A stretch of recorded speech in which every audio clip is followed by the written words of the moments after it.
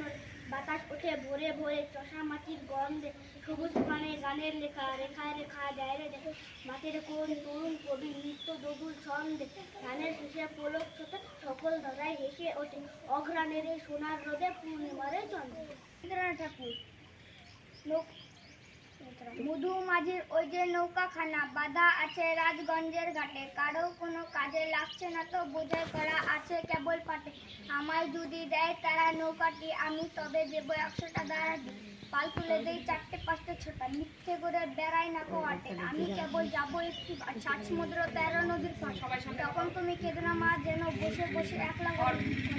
আমি তোমার যাচ্ছে না তো চলে রামের মতো 14 বছর বয়স, আমি যাব রাজপুত্র হয়ে নৌকা ভরা সোনা মানিক